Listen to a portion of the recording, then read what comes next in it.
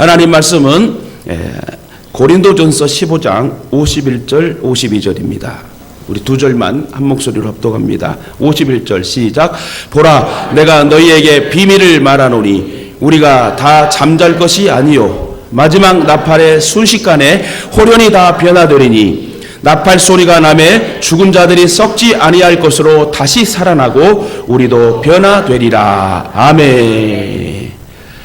우리 옆에 분과 인사합시다. 사랑하고 축복합니다.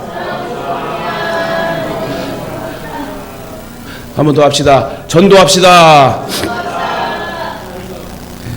오늘 부활의 선물을 주신 예수님 감사합니다 라는 주제 제목을 가지고 말씀을 선포할 때 여러분 능력이 임하고 회복이 임하고 성령 충만한 기쁨이 넘치길 주님의 이름으로 축원합니다.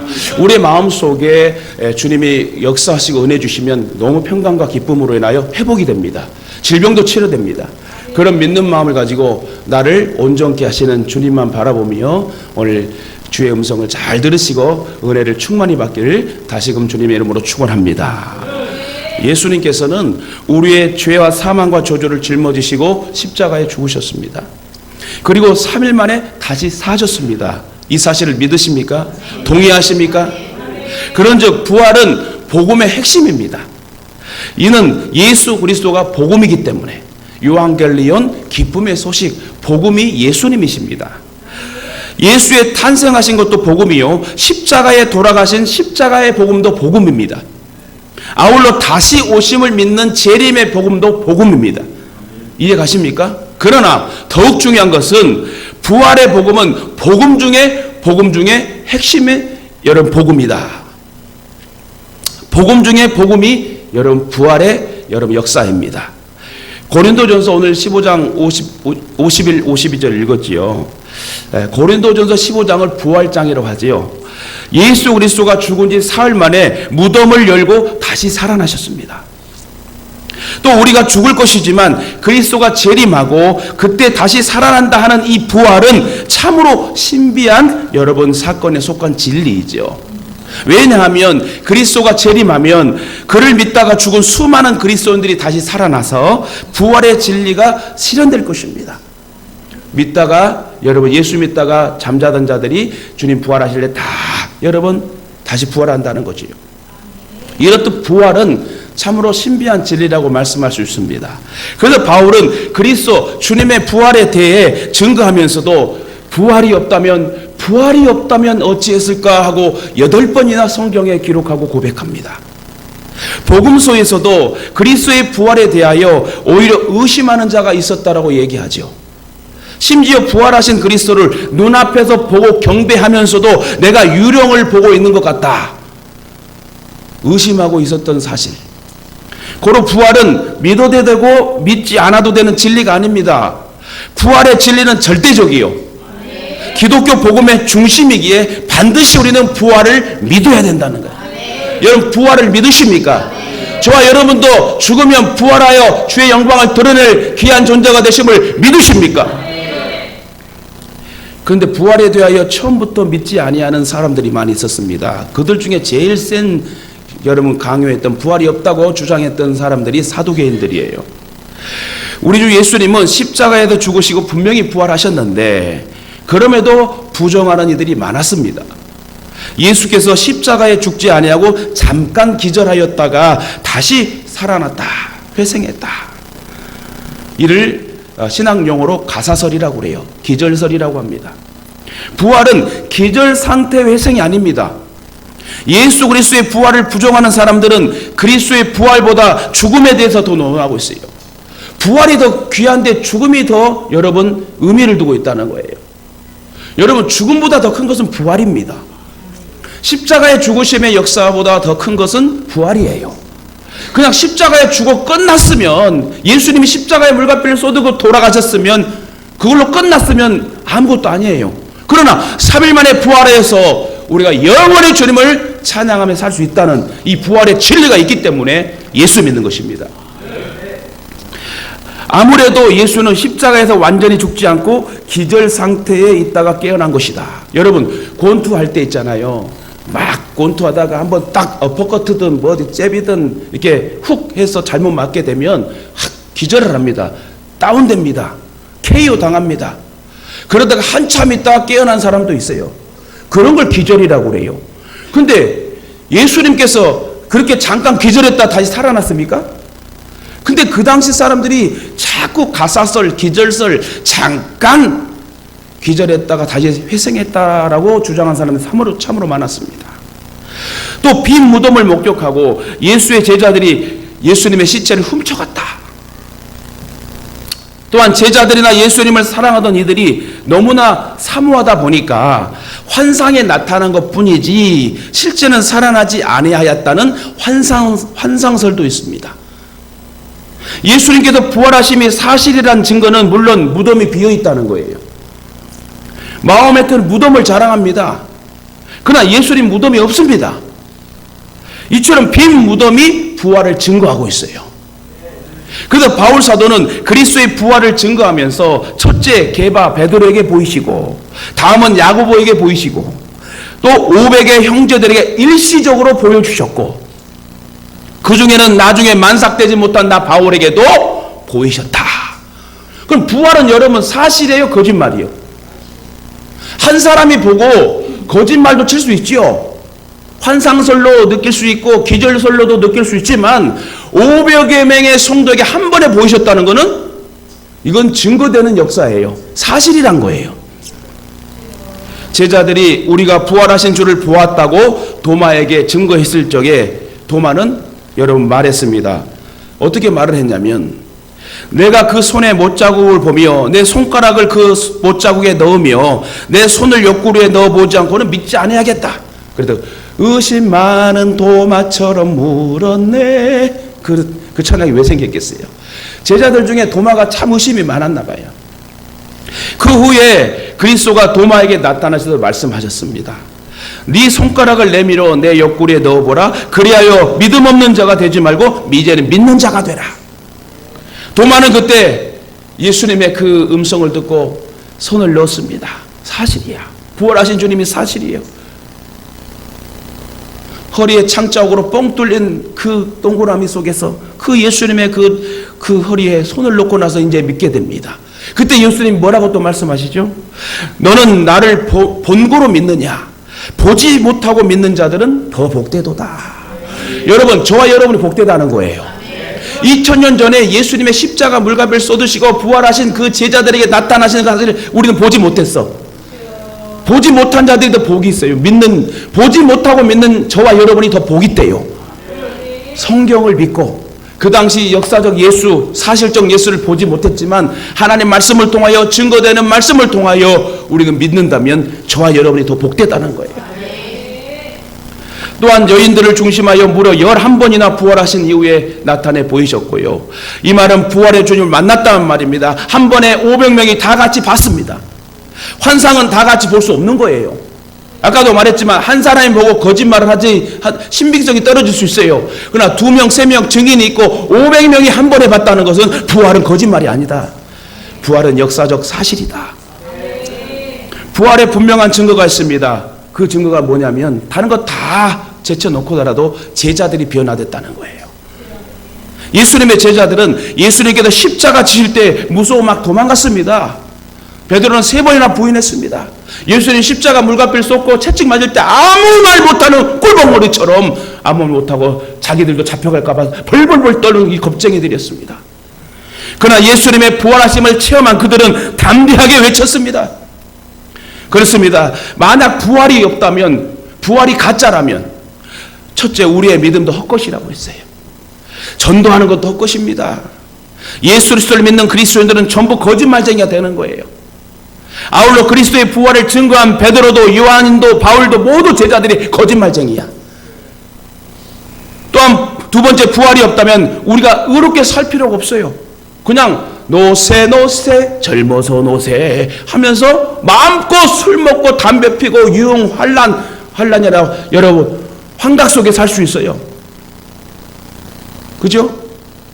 이 한 번의 인생 즐기다가 뭐 죽음의 사후의 심판이 어딨어? 부활이 어딨어? 지옥이 어딨어? 천국이 어딨어? 이러면 살 수 있어요. 부활이 없다면. 아마도 먹고 마시고 쾌락주의로 막 살았을 것입니다. 로마의 부패와 로마의 망하는 그 멸망의 원인처럼요. 2시간씩 먹고 토하고 먹고 토하고 먹고. 아마 그렇게 세상 사람은 살았을 겁니다. 뭐가 없다면? 부활이 없다면, 부활이 가짜라면. 근데 저와 여러분 부활이 있습니까? 부활의 역사적 사실이 여러분 믿으십니까? 그렇다면 여러분이 대충 살면 안 돼요. 값없이 살면 안 돼요. 거룩한 하나님의 말씀대로 살아가야 될 줄 믿습니다. 세 번째, 만일 부활이 없다고 한다면 모든 사람들 가운데 그리스도인들이 가장 불쌍한 사람들이래요. 왜요? 저와 여러분 주일날 세상 사람들은 산으로 가고 들로 가고 김밥 먹고 뭐하고 삼계탕 먹고 다 먹고 다니고 그냥 노세 하는데, 우리는 일주일에 딱 한 번 쉬는 주일날 온전히 또 주일날 교회에 찬양하고 예배하고 봉사하고 이렇게 했는데, 만약에 부활이 없다 그러면 얼마나 불쌍한 인생이요. 놀지도 못하고 즐기지도 못하고, 예수 믿는 사람 술도 못 먹어. 세상 사람들은 속상하면 술 한 잔 딱 먹고 야 우리 풀자. 더 나아가서 그리스도인들은 부활이 없다면 정신 나간 사람들이 될 거예요. 아울러 부활이 없다면 저도 정신 나간 사람이요, 저와 여러분도 정신 나간 사람이 될 것입니다. 헛것을 믿는 것이니까. 이처럼 부활신앙을 가지고 산다는 것은 신앙인의 고백입니다. 그러나 부활신앙을 갖지 않고도 믿는다는 사람이 있다면 그 신앙의 인격을 의심할 수밖에 없습니다. 왜냐하면 부활신앙이 없다면 사후세계도 믿을 수 없다는 거예요. 다시 말해 저와 여러분이 부활이 없다고 믿는다면, 부활이 있는 것이 아니라 부활이 없다고 믿는다면 천국과 지옥도 없다고 믿어야 돼. 근데 여러분 천국과 지옥이 있다는 것은 부활도 있다는 거예요. 이해 가십니까?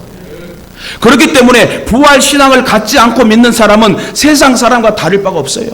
그러나 저와 여러분 부활신앙이 있기 때문에 천국과 지옥도 있고 죽음 뒤에 심판도 있고, 사복음서는 그리스도 부활에 대해서보다 그리스도의 십자가 죽음에 대해 더 자세히 말씀하고 있습니다. 그리스도는 십자가에서 물과 피를 쏟고 죽으셨습니다. 이는 사형을 지시한 백부장이 죽음을 확인했고요, 아리마대 요셉이 자기를 위하여 만들어 놓은 무덤에 예수님을 장사 지냈습니다. 그러므로 그리스도는 완전히 죽음에서 완전한 부활하셨어요. 완전한 십자가의 죽음, 또 완전한 부활. 그리스도는 확실히 죽었다가 살아나셨습니다. 기절이 아니에요. 확실히 십자가에 죽으셨다가 확실히 다시 우리를 위하여 살아나셨어요. 그렇다면 우리도 반드시 살아날 줄 믿습니다. 근데 여러분 환경에 너무 매이지 마세요. 그냥 죽어버리면 돼. 아멘도 안 하네. 빨리 안 죽고 싶나 봐요 다들. 다 같이 죽읍시다. 안 따라하시네. 오래오래 사세요 여러분. 네. 여러분 죽어야 천국 가잖아요. 정말 힘들면 저는 여러분 이런 기도해요. 하나님 오시옵소서. 너무 힘들면 사람이요, 육신과 이 내적인 마음이 너무 힘들게 되잖아요. 아주 다 내려놓고 싶을 때가 있어요. 그걸 번아웃 상태라고 합니다. 아무것도 못하는 상황. 저도 그런 일이 있었어요. 번아웃 상태가 왔었어요. 목회도 못하고 너무 힘들어서 우울증에 빠질 때도 저도 있었습니다. 그러나 여러분 부활의 소망, 그 주님이 나의 주님이시고, 우리가 삶은 언제까지 살겠습니까? 주중에도 말씀드렸지만, 고난주간 저녁기도에도 말씀드렸지만, 현미 권사님 85세에 이렇게 소천할 줄 어떻게 알았어? 여러분 이해가 안 가잖아요. 안고 일어섬도 주님이 책임져 줘야 되고요, 자다가 죽는 사람도 있고요, 별일이 다 일어나는 세상이 우리의 인생입니다. 그래서 우리의 인생을 나그네 인생이라고 그래요. 나그네 인생이라는 건 보장이 없는 거예요. 항상 불안한 거예요. 그러나 그 나그네 인생을 주님 우리를 붙들어 주셔서 정착 시민으로, 정착 여러분 성도로 이렇게 교회를 주시고 말씀을 주시고 예배를 주시고, 얼마나 감사해요. 바른 교회 만나고 바른 목사님 만나고 바른 성도 만나고, 할렐루야. 여러분 너무 복받을 저와 여러분이십니다. 그러므로 환경이 너무 힘들고 어렵고 죽고 싶으면 같이 죽읍시다. 그러면 천국 아닙니까? 그러면 부활할 거 아닙니까? 그리스도를 증거하다가 순교한 많은 신앙인들은 이 부활신앙 때문에 순교했어요. 부활신앙 때문에 순교했어요. 화형을 당해도 사자굴에 던짐을 받아도 부활신앙 앞에서는 죽음이 그들의 신앙 절개를 꺾지 못했습니다. 초대교회 당시 로마는 크리스찬들에 대한 핍박이 엄청 강했어요. AD 64년에 네로 여러분 황제가 로마에 불을 질러가지고 그 모든 불이 신도시를 건축하려고 했던 그 모든 계획이 아주 너무 크게 불이 번져가지고 큰 화재가 되어서 이거 코너에 몰리겠구나 하고 로마의 원로들에게 여러분 기독도들이 방화를 저질렀다. 그러면서 그때부터 이제 AD 313년 동안 250년 동안 대핍박이 일어납니다. 그들은 크리스천들을 백성이나 여러분 유혹하는 범죄 집단으로 생각이 돼요. 크리스천과 백성들을 다 농락하고요, 유혹하는 범죄 집단으로 다 죽여야 된다 생각했습니다. 어떤 무서운 방법으로라도 여러분 수단과 방법을 가리지 않고 크리스천들을 죽였습니다. 부활주일이 가까울 무렵 한 어머니와 그녀의 어린 아들이 크리스천 지하 모임에 가담할 때에서 잡혀갔습니다. 이 모자에게는 원형 경기장 안에서 사자에게 찢겨 죽는 벌이 내려졌습니다. 아들은 어머니의 가슴에 묻고 벌벌 떨며 울었습니다. 엄마 얼마나 떨겠어요. 그들은 경기장에 덩그러니 가운데 놓여졌고 잠시 뒤에 사자 문이 열리며 사자들이 으르렁거리며 달려옵니다. 어린 아들은 무섭게 달려드는 사자를 보고서 엄마 하고 웁니다. 엄마 무서워요. 어머니는 아들의 몸을 꼭 안아주면서 조용히 말합니다. 아들아, 애야, 부활하신 우리 주님을 이제 만나볼 시간이야. 눈을 꼭 감고 조금만 참아라. 그러면 눈앞이 밝을 것이다. 밝아올 것이다. 그렇습니다. 부활이 없다면 이들이 죽음을 어떻게 이해할 수 있겠습니까? 이처럼 순교자들이 걸어간 길은 부활의 소망을 안고 간 길입니다. 저와 여러분도 이러한 순교자의 길을 걸어가야 된다는 거예요. 예수님은 요한복음 11장 25절에 나는 부활이요 생명이니 나를 믿는 자들은 죽어도 살겠고 무릇 살아서 믿는 자는 영원히 죽지 아니하는 것을 네가 믿느냐? 그렇습니다. 그리스도는 부활입니다. 또한 그리스도는 생명입니다. 주님이 이 땅에 강림하실 때 그리스도 안에서 죽은 자들은 생명의 부활로 나타날 것입니다. 그리고 주님 오실 때까지 살아있는 자는 다 호련히 변화된다고 성경은 말하고 있지요. 죽는 자는 새 생명의 부활로, 살아있는 자는 신령한 몸으로 변화됩니다. 부활한 몸과 변화받은 몸과 같은 시간과 공간을 초월하는 몸으로 그리스도와 더불어 영원히 산다고 그래요. 부활한 몸과 변화받은 몸은 같은 세계요, 시간과 공간을 초월하는 몸으로 그리스도와 더불어 영원히 산다고 성경은 말하고 있습니다. 특히 주님이 재림하실 때에 엄청난 이 진리는 우리 눈앞에 엄연히 보이게 한다고 그랬어요. 놀라운 것은 겁쟁이 제자들은 부활의 주님을 담대하게 증거하다가 한결같이 순교하게 됩니다. 여러분, 베드로부터 모든 제자들이 다 겁쟁이들이라고 그랬잖아요. 주님 십자가에 물가피를 쏟을 때, 잡혀갈 때, 채찍 맞을 때 아무 말 못하고 그냥 도망갔던 사람들이 예수님의 제자들이에요. 그렇게 3년의 공생의 길을 따라다녔고 이적과 기적을 받고 체험했고, 나는 절대 주님을 떠나지 않겠습니다. 누가 주님을 죽이려고 합니까? 가만 놔두지 않겠습니다 하고 했던 베드로와 모든 제자들이 주님 잡혔을 때 다 겁쟁이가 돼갖고 자기의 갈 길로 흩어집니다. 베드로는 전도하다가 거꾸로 십자가에 죽게 됩니다. 안드레는 헬라 아가야 성에서 X자형 십자가에 매달려 죽게 됩니다. 마태는 에디오피아에서 창에 찔려 순교당합니다. 또한 알페의 아들 야고보는 돌에 맞아 죽었는데 돌로 아무리 쳐도 안 죽으니까, 쉽게 죽지 아니하니까 톱으로 켜서 죽게 했대요. 도마는 인도에서 창에 찔려서 죽음을 당합니다. 그리고 바돌로메는 칼에 살갗이 벗기우고 그래도 예수를 믿겠다고 하니까 십자가에 매달려 죽음을 맛보게 합니다. 제자들의 이런 신앙의 변화는 예수 부활의 능력 때문이란 거예요. 그런 겁쟁이 제자들이 변화될 수 있는 것은 부활의 능력 때문에 그러는 거예요. 다 같이 이 말씀은 저와 여러분이 연약함, 나약함, 부족함이 있지만 부활의 예수가 함께한다면 부활의 능력이 함께하여서 저와 여러분도 이 세상을 넉넉히 이기고 살 수 있다는 말씀입니다. 이처럼 예수님의 부활은 미지근한 신앙을 뜨거운 믿음으로 변화시킵니다. 여러분, 꿈과 열정이 있는 사람은 절대 망하지 않습니다. 저와 여러분 꿈과 열정을 가지고 부활의 소망을 가지고 달려가시길 주님의 이름으로 축원합니다. 세속적인 신앙이 예수 중심의 신앙으로 변화시킵니다. 우리가 듣고 있는 말이 변화돼야 살아요. 우리의 생각과 말과 행동이 변화돼야지 여러분 바뀌게 되는 것입니다. 내 자신이 변화돼야 돼요. 내가 바뀌면요, 내 자녀가, 부모가 모두가 다 바뀌게 되는 거예요. 특히 내 믿음과 나의 삶에 대한 가치관이 달라져야 된다는 거예요. 옛 구습을 내려놓고 부활의 능력 예수를 통하여 나는 죽어도 죽으면 죽으리라는 거예요. 이번 주 금요일에도 얼마나 은혜가 넘쳐요. 펑펑 한번 울고 나면 시원해지지 않습니까? 그게 하나님의 은혜라는 거예요. 감동 없는 무기력한 신앙이 감격으로 눈물나게 감사하는 마음으로 달라져야 된다는 거예요. 그래서 여러분 자꾸 웁시다. 눈물 한번 제대로 흘려버리면 눈물약 쏟지 않아도 되고, 그 눈물로 내 눈이 정화되고 내 온마음과 마음이 변화되어 부활의 주님을 더 가까이 나아갈 수 있는 그런 성도의 발걸음이 될 줄 믿습니다. 말씀 맺겠습니다. 고린도전서 15장 51절 말씀에 우리가 다 잠잘 것이 아니요, 오늘 본문 말씀에 마지막 나팔의 순식간에 호련이 다 변화되리니 나팔 소리가 나매 죽은 자들이 썩지 아니할 것으로 다시 살고 우리도 변화되리라. 사람은 언젠가 죽습니다. 저와 여러분도 언젠가 죽습니다. 이것을 부정할 사람은 아무도 없을 것입니다. 그러나 성경은 죽음을 뭐라고 표현합니까? 잠잔다. 우리가 예수 믿는 이유가 있다면 바로 구원받기 위함이요, 영생을 얻기 위함입니다. 고로 예수님의 부활은 바로 영생을 보증하는 능력이에요.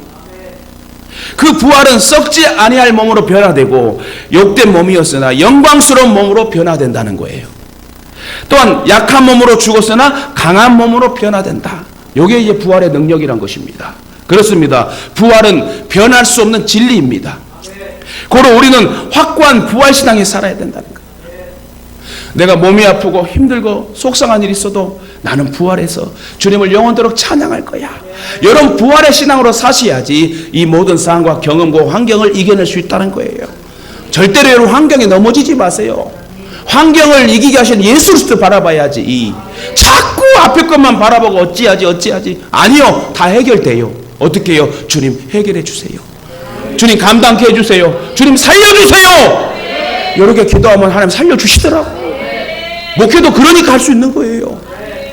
신앙도 그러니까 할 수 있는 거예요. 그리스도는 부활의 첫 열매입니다. 이제 그리스도가 재림하실 때에 그에게 붙은 자들이 다 살아날 줄 믿습니다. 여러분 지남철 알죠? 지남철. 전라도 말로 지남철이라고 그러잖아요. 자석에 여러분 보면은 쇳가루 뭔가루 갖다 놓으면 다 붙잖아요. 예수님이 자석에 대해서 우리가 쇳가루가 되어 그냥 다 붙는 것처럼 우리는 남은 여생 주님 나라 갈 때까지 세상에 붙지 말고 예수에게 확 붙어가지고 그냥 떨어지지 말고 그냥 예수님 우리의 삶을 책임져 주시고, 예수님 우리 자녀를 책임져 주시고, 우리의 먹고 마시는 것도 책임져 주시고, 우리의 몸과 건강과 꿈과 열정도 책임져 주시고 그 큰 꿈을 이루게 하실 줄 믿습니다. 이 부활에 참여하는 자를 뭐라 했냐? 복 있는 자래요. 저와 여러분 복 있는 사람입니다. 우리 옆에 분 인사합시다. 당신은 복의 사람입니다. 그리스도 밖에 죽은 자들은 첫째 부활에 참여할 수 없습니다. 그들은 둘째 부활에 참여한다는데 부활하자마자 백보자 심판대 앞에서 심판을 받고 영과 육이 한꺼번에 지옥문에 던져지는 고통을 우리는 받지 말고 바로 그냥 천국에 확 직행을 갔으면 좋겠어요. 고로 부활은 뭐라고요? 능력입니다. 그 부활을 감사하면서 나를 위해 부활하신 예수님 앞에 감사하며 이 부활의 선물을 주신 하나님 앞에 예수 그리스도께 감사하며 기쁨으로 사셔야 돼. 죽으면 죽으리라.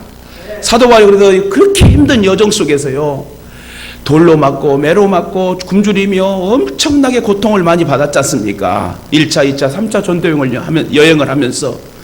그러면서 죽으면 죽으리라는 신앙으로 하면서 뭐라고 고백합니까? 내가 이제는 죽어도 주를 위하여 살아도 주를 위하여 내가 살겠다.